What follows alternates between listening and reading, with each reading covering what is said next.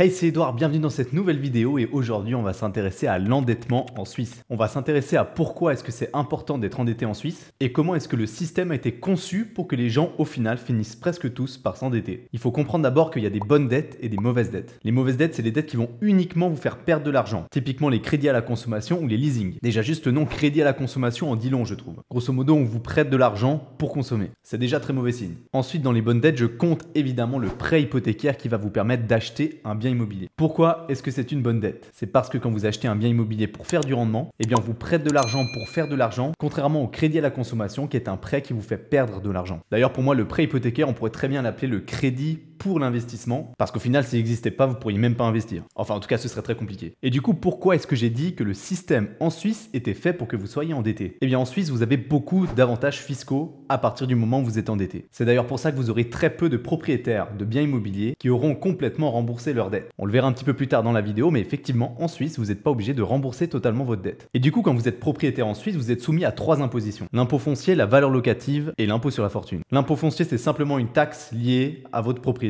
Donc le service des contributions va se baser sur la valeur fiscale de votre bien immobilier et vous serez imposé sur cette valeur. L'impôt sur la fortune est connu de tout le monde parce que tout le monde y est soumis. Vous n'avez pas du tout besoin d'être propriétaire pour être soumis à l'impôt sur la fortune, évidemment. Et enfin, la valeur locative, c'est un impôt extrêmement suisse. C'est un loyer fictif, théorique, imposé aux propriétaires juste parce qu'il est propriétaire. C'est un impôt qu'on appelle de solidarité entre les locataires et le propriétaire, en compensation du fait que le propriétaire, en étant propriétaire, il ne payera pas de loyer. Et du coup, quels sont les avantages fiscaux quand vous êtes endetté? Si vous n'êtes pas endetté, premièrement, vous allez payer la totalité de cet impôt sur la valeur locative et puis de l'impôt sur la fortune. Donc ça veut dire que votre fortune va augmenter de la valeur fiscale de votre bien immobilier et la valeur locative va s'additionner à vos revenus sur lesquels vous êtes évidemment imposé. Donc si vous n'êtes pas endetté, vous allez augmenter votre imposition des deux côtés. Maintenant, à partir du moment où vous êtes endetté, qu'est-ce qui se passe? Vous allez payer des intérêts passifs à la banque, évidemment. Ces intérêts sont définis par le taux que vous avez dans votre contrat de crédit. Et puis aussi, vous avez une dette, donc de la fortune en moins. Les intérêts passifs, vous pouvez les déduire de la valeur locative. Et puis la dette, vous pouvez la déduire de la fortune, donc de la valeur fiscale de votre bien immobilier. Étant donné que les valeurs fiscales ne correspondent pas au prix d'achat, eh bien ça peut arriver parfois que la dette est supérieure à la valeur fiscale et donc le fait d'acheter, d'être propriétaire et puis d'être endetté aura un impact même positif sur votre imposition sur la fortune. Donc si vous êtes propriétaire ou que vous connaissez quelqu'un qui est propriétaire en Suisse et qui n'est pas endetté, c'est une grave erreur.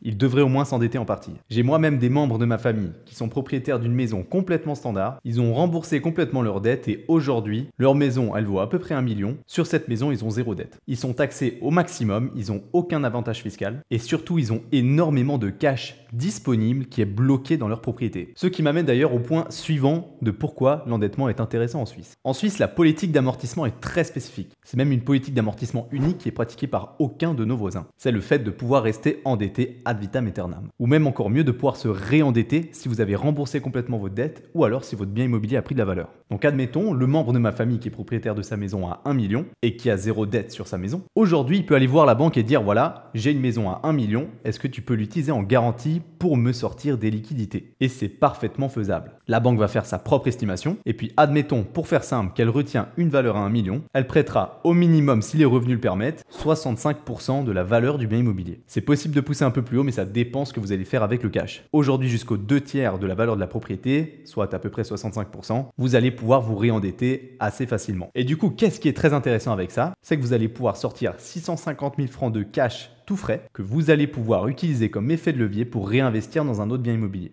Et si vous avez 650 000 francs à investir dans un bien immobilier aujourd'hui, grosso modo, vous pouvez multiplier par 4 cette valeur et puis acheter 2 600 000 francs de bien immobilier, soit un petit immeuble. Je vous garantis que l'investissement de cet immeuble, s'il est bien fait, qu'il est bien réfléchi et que vous savez ce que vous achetez, il va largement payer les intérêts de votre maison et les intérêts de son propre investissement à lui. Plus vous générez passablement de cash flow. Donc si vous êtes propriétaire et que vous êtes dans une situation comme celle-là et que vous vous demandez encore si à la retraite, vous allez bien pouvoir obtenir suffisamment de revenus pour garder et maintenir votre qualité de vie actuelle, eh bien si aujourd'hui vous êtes à 10 ans de la retraite, je vous recommande vivement de penser à cette possibilité. Vous allez trouver par vous-même les réponses à vos questions. Alors attention évidemment au surendettement. De toute façon, la banque va être très conservatrice en général dans ce genre de situation, surtout si vous êtes proche de la retraite. Donc ça veut dire qu'elle va faire attention à ce qu'elle vous prête et puis elle va aussi faire attention à la valeur qu'elle va retenir de votre bien immobilier quand vous allez faire un refinancement. C'est ce qu'on appelle la valeur de nantissement, la valeur qui est retenue par la banque pour effectuer son financement. Je reviens du coup rapidement à la politique d'amortissement des biens immobiliers en Suisse. C'est une politique unique qui dit qu'on n'est pas obligé de rembourser la dette complètement. Ça veut dire que, admettons, vous allez acheter un bien immobilier à 1 million, vous allez faire 800 000 francs de dette.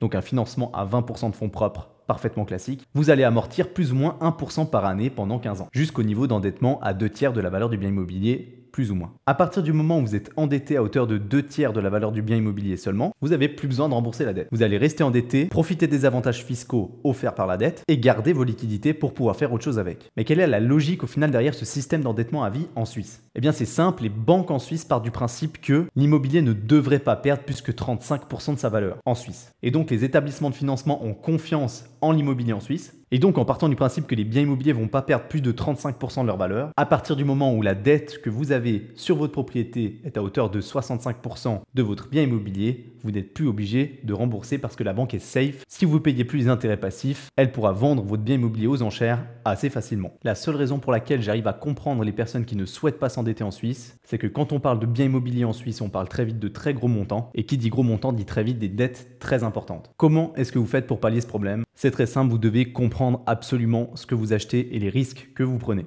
Personnellement, j'ai jamais eu peur d'acheter un bien immobilier et de m'endetter à hauteur de plusieurs centaines de milliers de francs en une signature, pour la simple et bonne raison que je connais ce que j'achète, je sais ce que je fais et j'ai compris le système. Si vous voulez aller beaucoup plus loin, j'ai mis sous cette vidéo un lien qui vous envoie vers une formation 100% offerte de 4 vidéos dans lesquelles je vous donne beaucoup plus de détails. J'espère que cette vidéo vous aura éclairé un peu plus sur le système d'endettement en Suisse. N'oubliez pas de liker et de laisser un commentaire pour me dire qu'est-ce que vous aimeriez voir sur cette chaîne. Moi je vous dis à très vite dans une prochaine vidéo. Ciao!